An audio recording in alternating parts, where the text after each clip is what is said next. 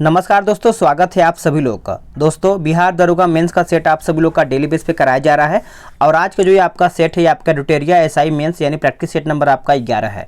इसके पहले का जो आपका 10 सेट है आपका अपलोड कर दिया गया है। रही बात पीडीएफ का, तो पीडीएफ का जो लिंक है आपको डिस्क्रिप्शन में मिल जाएगा। 2 पीडीएफ आपको मिलेगा, एक आपका एडुटेरिया का होगा और दूसरा आपका केबीसी नैनो का है। दोनों में आपको 20 सेट देखने को मिलेगा। तो अगर आप केबीसी का डाउनलोड करना चाहते हैं तो कर लीजिएगा और एडुटेरिया का भी आपको देखने को मिल जाएगा। तो रिवीजन करते रहे क्योंकि एग्जाम डेट आपको पता है, अप्रैल में एग्जाम है। और देखिए, बीपीएससी का खान सर के द्वारा जो तैयार किया गया प्रैक्टिस सेट है और क्लास कराया जा रहा है जो कि टारगेट बैच का है, वो भी हो सके तो मैं आप सभी लोग को आज बिहार स्पेशल का वीडियो लेकर के आने वाला हूं। और बिहार एसआई मेंस का जो आपका हिंदी का सेट है वो भी आज आपका आएगा। बहुत लोगों का कमेंट आ रहा है कि सर हिंदी का भी सेट साथ में लेके चलते रहिएगा। तो चलिए आज का वीडियो शुरू कर लेते हैं।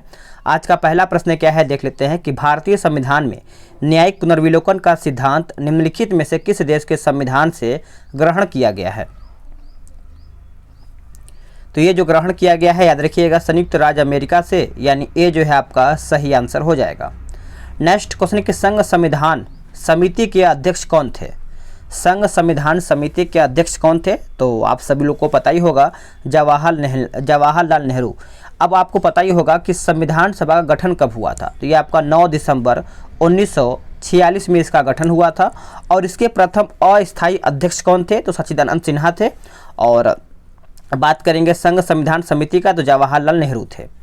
नेक्स्ट क्वेश्चन है क्वेश्चन नंबर 3, मूल कर्तव्य संबंधित सरदार स्वर्ण सिंह समिति का गठन कब किया गया था। तो ये कब किया गया था, तो आप सब लोग याद रखिएगा 1976 में किया गया था, यानी बी जो है आपका सही आंसर हो जाएगा। इसमें मौलिक अधिकार जो आपका मौलिक कर्तव्य की जो संख्या है इसमें 11 हो गया था, यानी बी आपका सही आंसर हो जाएगा। अगला प्रश्न है कि निम्नलिखित में से किस अनुच्छेद के तहत राष्ट्रपति साहित्य, विज्ञान, कला और समाज सेवा से संबंधित व्यक्तियों को राज्यसभा में मनोनीत करते हैं। तो इसका सही आंसर आपका हो जाएगा अनुच्छेद 80(3) में। याद रखिएगा अनुच्छेद 80 के 3 में। अब देखिए, इसमें राष्ट्रपति के द्वारा आप सभी को पता ही होगा 12 व्यक्तियों को राज्यसभा में मनोनीत किया जाता है, जिससे वो साहित्य, विज्ञान, कला, समाज सेवा से संबंधित होते हैं। नेक्स्ट क्वेश्चन है कि राष्ट्रपति किस वीटो के तहत किसी विधेयक को संसद के पास जो आपका संसद के पास है पुनर्विचार हेतु भेजता है। पुनर्विचार हेतु भेजता है, तो आप सब लोग याद रखिएगा निलंबनकारी वीटो। निलंबनकारी वीटो यानी बी आपका सही आंसर हो जाएगा। नेक्स्ट क्वेश्चन है कि निम्नलिखित में से किस संविधान संशोधन के तहत मौलिक अधिकारों की संख्या जो है 7 से 6 कर दी गई है। कौन सा संविधान संशोधन था, तो आप सभी को पता ही होगा 44वां संविधान संशोधन। इसमें देखा जाए तो जो इसमें मौलिक अधिकारों की संख्या 7 से घट करके 6 हो गया है।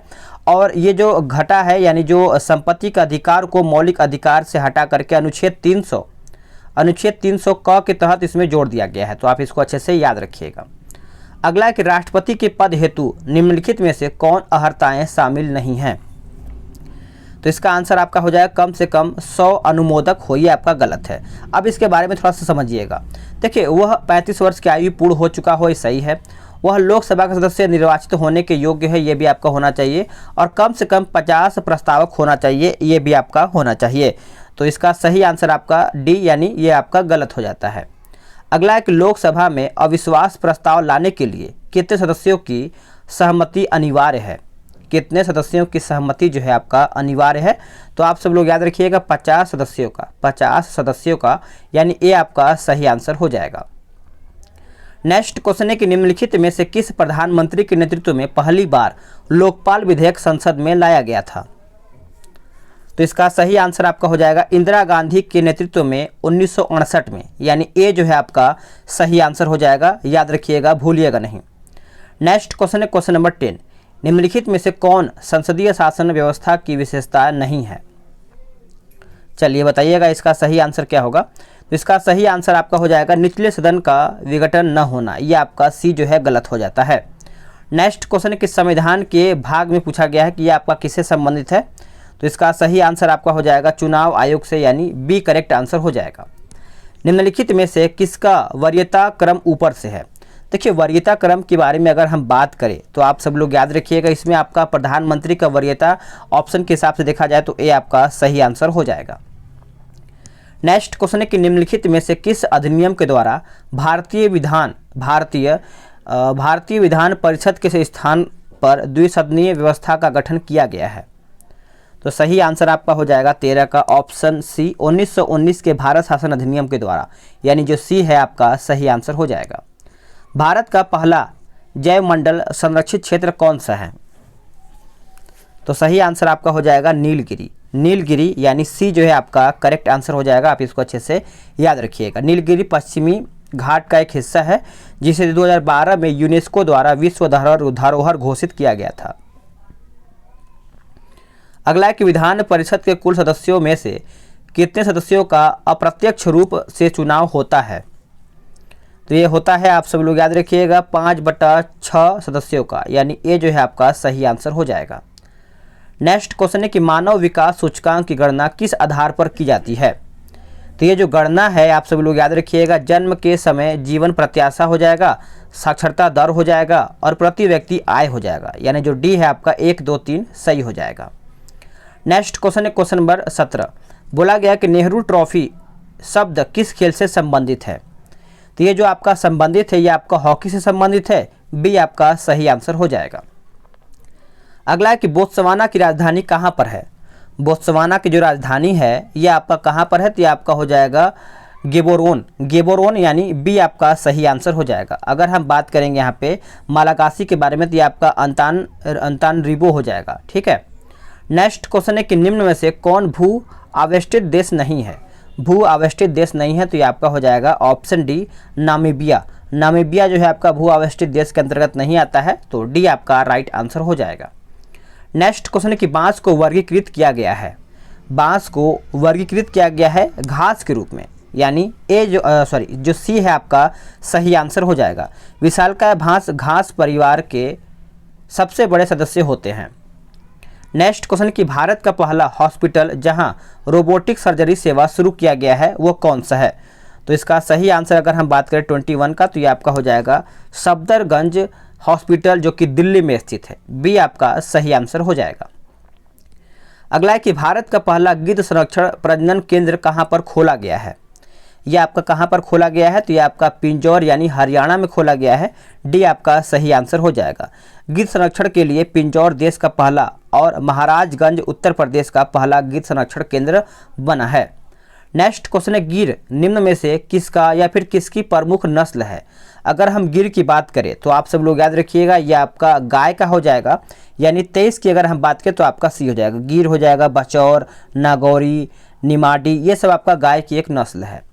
नेक्स्ट क्वेश्चन है कि नाटो का मुख्यालय कहाँ पर है? नाटो का मुख्यालय सभी लोग जानते होंगे जो कि ब्रुसेल्स हो जाएगा, डी आपका सही आंसर हो जाएगा। और इसकी स्थापना की बात करें तो ये आपका 4 अप्रैल 1949 में इसका स्थापना हुआ था। और वर्तमान में नाटो के स्वतंत्र सदस्यों की संख्या करीबन देखा जाए तो इसमें 30 सदस्य हैं और इसका मुख्यालय आपको पता है ब्रुसेल्स यानी बेल्जियम में स्थित है। नेक्स्ट क्वेश्चन है कि निम्न प्रमुख द्वीपों को उनके क्षेत्रफल के आधार पर घटते क्रम में दिया गया है, निम्न में से कौन सा क्रम जो है आपका सही है? तो सही की बात करें तो आपका हो जाएगा न्यू गिनी, बोर्नियो, मेडागास्कर और सुमात्रा, बी आपका सही आंसर हो जाएगा। नेक्स्ट क्वेश्चन है कि निम्न में से कौन सी नहर कैरिबियन सागर एवं प्रशांत महासागर को जोड़ती है? तो ये कौन सा है? तो ये आपका हो जाएगा ऑप्शन डी पनामा नहर। पनामा नहर यानी डी आपका सही आंसर हो जाएगा। चलिए आगे देख लेते हैं। अगला आपका प्रश्न है क्वेश्चन नंबर 27। बोला गया है कि निम्नलिखित में से कौन सा राष्ट्रीय उद्यान एवं राज्य सही सुमेलित नहीं है? सही सुमेलित नहीं है तो ये आपका हो जाएगा हेमिस जम्मू कश्मीर। देखिए भारत में कुल 105 नेशनल पार्क हैं, जहां 105वां राष्ट्रीय उद्यान कूनो में है जो मध्य प्रदेश में स्थित है। वही बात करेंगे हेमिस, तो ये हेमिस राष्ट्रीय उद्यान जो है आपका लद्दाख के केंद्र शासित प्रदेश में स्थित है। नेक्स्ट क्वेश्चन है, बोला गया है 28 का कि तुम्मालपल्ले खदान पूरे विश्व में किसके लिए प्रसिद्ध है? तुम्मालपल्ले तो आप सब लोग याद रखिएगा यूरेनियम के लिए सबसे ज़्यादा प्रसिद्ध माना जाता है, डी आपका सही आंसर हो जाएगा। अगला है कि सेवराय की पहाड़ियाँ भारत के किस राज्य में स्थित है? सेवराय की पहाड़ियाँ तो आप सब लोग याद रखिएगा इसका उत्तर हो जाएगा option B Tamil Nadu. Next question है कि 2011 की जनगणना के अनुसार, याद रखिएगा 2011 की जनगणना के अनुसार 2011 की जनगणना रिपोर्ट के अनुसार भारत की जनसंख्या में सर्वाधिक दशकीय वृद्धि वाले राज्यों का घटते क्रम में कौन सा क्रम सही है? तो 30 की अगर हम बात करें तो आपका मिजोरम, बिहार, जम्मू कश्मीर और मेघालय पहला दिया गया है। मेघालय, बिहार, जम्मू कश्मीर और मिजोरम, तो आपका सी सही आंसर हो जाएगा। नेक्स्ट क्वेश्चन है कि पाल घाट दर्रा किन दो राज्यों के बीच स्थित है? अगर हम पाल घाट की बात करें तो ये आपका केरल और तमिलनाडु हो जाएगा, सी आपका सही आंसर हो जाएगा। नेक्स्ट क्वेश्चन है कि निम्न में से कौन सा बंदरगाह पश्चिमी तट पर स्थित नहीं है? पश्चिमी तट पर स्थित नहीं है, तो आपका सही आंसर क्या होगा? इसका सही आंसर आपका हो जाएगा एन्नौर बंदरगाह, एन्नौर बंदरगाह। नेक्स्ट क्वेश्चन है क्वेश्चन नंबर 33। ये आपका बोला गया है कि हाल के समय में चर्चा में रहा स्प्रैटली द्वीप किस सागर में स्थित है? हाल के समय में चर्चा में रहा स्प्रैटली द्वीप किस सागर में स्थित है? तो इसका सही आंसर आपका हो जाएगा 33 का, याद रखिएगा, दक्षिण चीन सागर, दक्षिण चीन सागर। नेक्स्ट क्वेश्चन है कि भगवान महावीर उद्यान किस राज्य में स्थित है? तो आप सब लोग याद रखिएगा, यह आपका हो जाएगा ऑप्शन सी, गोवा राज्य में। नेक्स्ट क्वेश्चन है कि निम्न में से कौन सा नगर ग्रैंड ट्रक रोड पर स्थित नहीं है? तो इसका सही आंसर आपका हो जाएगा नवादा, नवादा यानी NH2 बिहार के 4 स्थानों से होकर गुजरती है, गया, औरंगाबाद, सासाराम और भभुआ। नेक्स्ट क्वेश्चन है कि बिहार के निम्न जिलों में से कौन सा जिला किसी अंतर्राष्ट्रीय सीमा से संबंधित नहीं है? तो संबंधित नहीं है कौन सा? तो याद रखिएगा पूर्णिया हो जाएगा। देखिए पूर्णिया किसी अंतर्राष्ट्रीय सीमा से नहीं सटा हुआ है, बाकी आपका जो 3 दिया गया है नेपाल से सीमा साझा करता है, तो आप सब लोग इसी पॉइंट को अच्छे से याद रखिएगा। नेक्स्ट क्वेश्चन है क्वेश्चन नंबर 33। बोला गया है कि चाय की खेती हेतु निम्न में से कौन सी मिट्टी सर्वाधिक प्रयुक्त होती है? तो चाय की खेती के लिए अगर हम बात करें तो आप सब लोग याद रखिएगा, ये आपका लेटराइट मिट्टी हो जाएगा, बी आपका यहाँ पे करेक्ट आंसर हो जाएगा। अगला है कि अनुपम झील बिहार के किस जिले में स्थित है? देखिए अनुपम झील के बारे में आप सब लोग याद रखिएगा, ये आपका हो जाएगा ऑप्शन बी, कैमूर, कैमूर यानी बी करेक्ट आंसर हो जाएगा। चलिए आगे देखते हैं अगला प्रश्न क्या है। अगला प्रश्न है कि बोला गया कि हुंडरू जलप्रपात किस राज्य में स्थित है?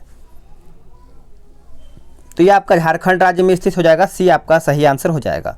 देखिए हुंडरू जलप्रपात झारखंड के रांची जिले में सोनरेखा नदी पर स्थित है और इसकी ऊंचाई की अगर हम बात करें तो 75 मीटर आपका यहाँ पे देखने को मिलता है। असम कितने राज्यों एवं कितने देशों के साथ सीमा साझा करता है? तो असम का आपको याद ही होगा 7 राज्य एवं 2 देश हो जाएगा, जो कि आपका पश्चिम बंगाल, अरुणाचल प्रदेश, नागालैंड, मणिपुर, मिजोरम, त्रिपुरा, मेघालय। और वही देश की बात करें तो भूटान, बांग्लादेश के साथ सीमा साझा करता है, कौन सा? असम। नेक्स्ट क्वेश्चन है कि सैंधु सभ्यता के स्थलों में से कौन बंदरगाह नगर नहीं था?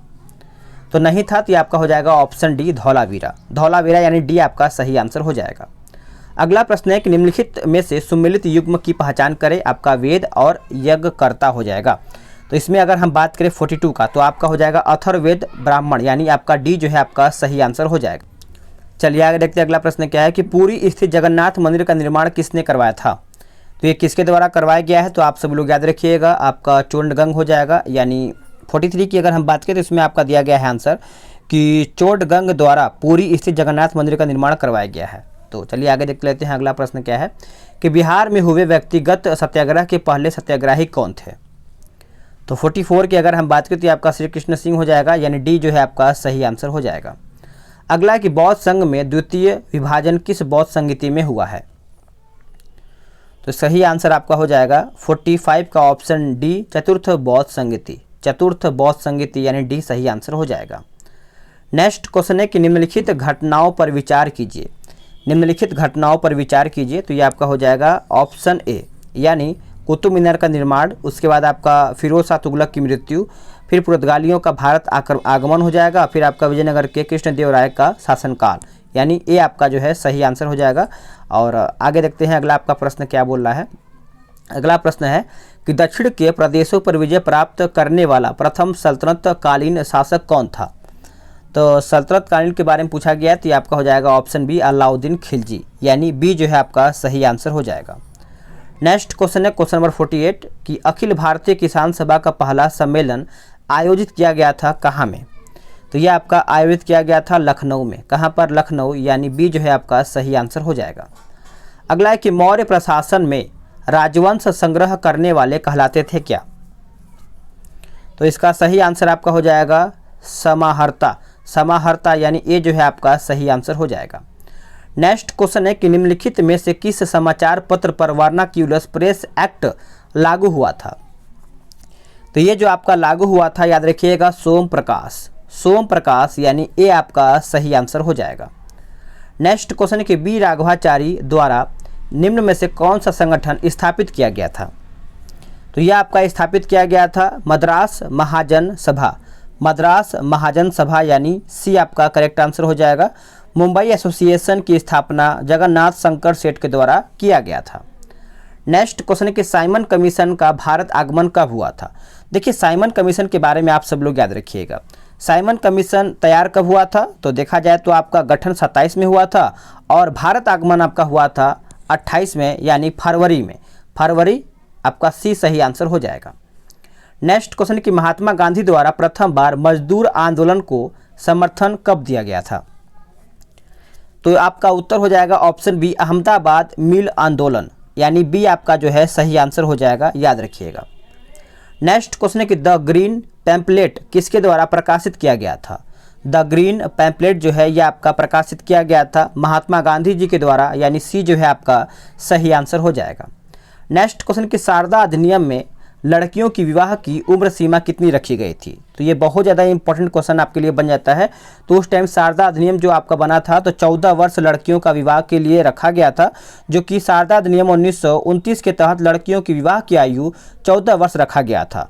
फिर उसके बाद शारदा अधिनियम 1929 ईस्वी में हरविलास शारदा के प्रयासों से ये सब आपका लाया गया था। नेक्स्ट क्वेश्चन है कि निम्न में से कौन सा कथन धमनी के बारे में सत्य है। तो अगर हम धमनी के बारे में याद रखें तो आपका सही आंसर आपका हो जाएगा ऑप्शन डी 1, 2, 3 यानी शुद्ध रक्त हृदय से शरीर के विभिन्न भागों तक ले जाती है, सही है। धमनी की दीवार मोटी एवं लचीली होती है, यह भी आपका सही है।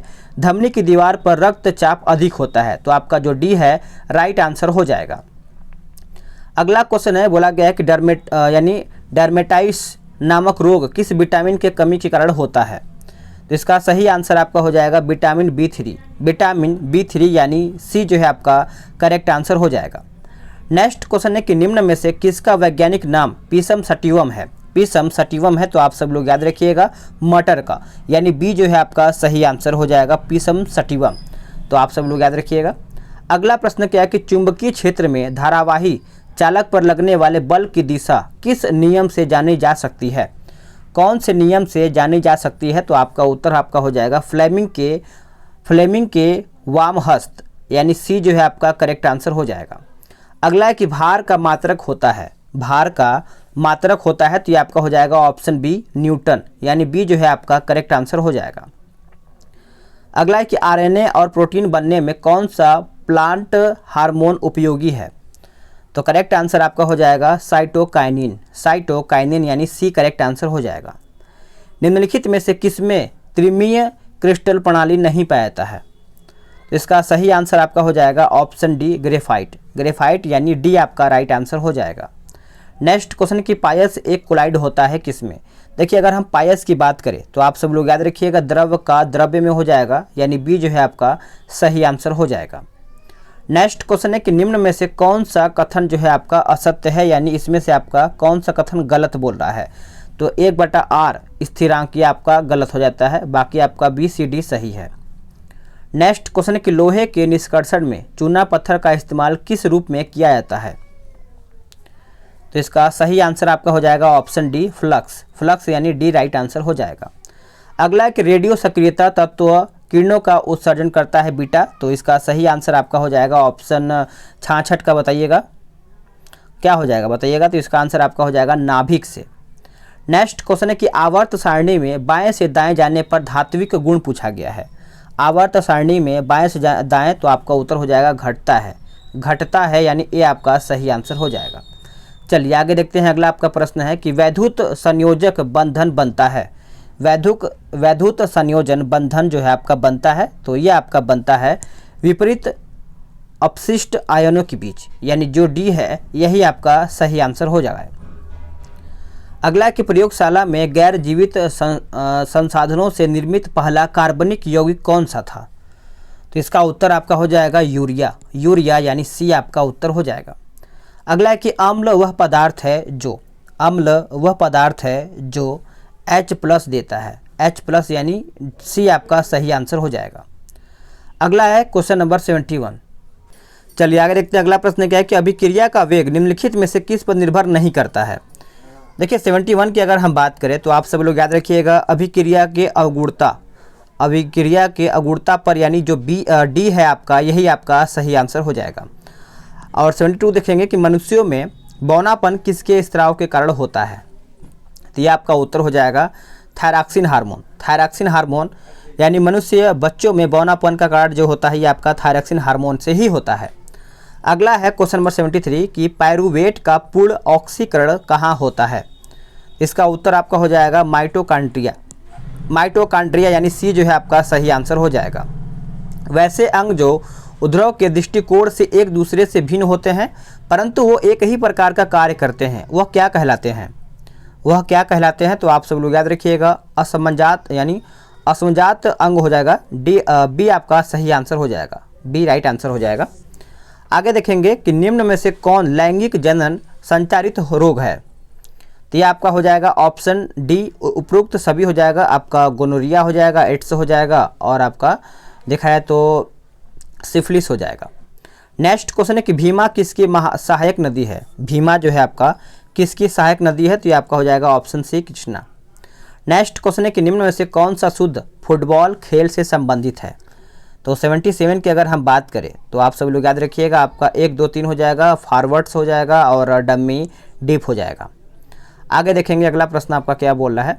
अगला प्रश्न है कि विश्व पर्यटन दिवस प्रतिवर्ष किस तिथि को मनाया जाता है। तो इसका उत्तर आपका हो जाएगा 27 सितंबर यानी डी उत्तर हो जाएगा। अगला है कि बोला गया शालीमार द क्लोन पुस्तक के लेखक कौन है। तो इसका उत्तर आपका हो जाएगा सलमान रुश्दी यानी सलमान रश्दी हो जाएगा। अगला है ग्रोनोकाइट किस धातु का अयस्क है। तो ये आपका हो जाएगा ऑप्शन बी कैडमियम का। बहुत लोग बोले कि सर मैथ का भी क्वेश्चन दिखा दीजिए। चलिए मैं आपको मैथ का क्वेश्चन दिखा दे रहा हूँ, वीडियो रोक के आप आराम से कीजिएगा और इसका PDF आपको डिस्क्रिप्शन में लिंक मिल जाएगा, वहाँ से आप डाउनलोड कर पाएंगे। ठीक है, तो एक एक क्वेश्चन को आराम से रोक करके आप बना सकते हैं। तो सभी में एक बार आपको दिखा ही दे रहा हूँ क्योंकि बहुत लोग का कमेंट आ रहा है। चलिए देख लीजिएगा, मैथ और रीजनिंग सभी में दिखा रहा हूँ आपको यहाँ पे, ये आपका है। ठीक है, चलिए PDF डाउनलोड कर लीजिएगा, लिंक आपको डिस्क्रिप्शन में मिल जाएगा। वीडियो कैसा लगा है ये आप बताइएगा और कितना आपने सही किया है ये भी आप कमेंट करके बताइएगा। हिंदी का सेट आएगा, एकदम परेशान नहीं होना है, हिंदी भी आपको साथ में लेके चलूँगा क्योंकि हिंदी ही एक ऐसा टॉपिक है कि अगर आप उसमें फेल हो जाते हैं तो कितना भी आपका GS में अच्छा खासा स्कोर रहेगा लेकिन आपका पेपर ही नहीं जचेगा। तो चलते मिलते हैं एक नई वीडियो में, आज के लिए इतना ही। जय हिंद, वंदे मातरम।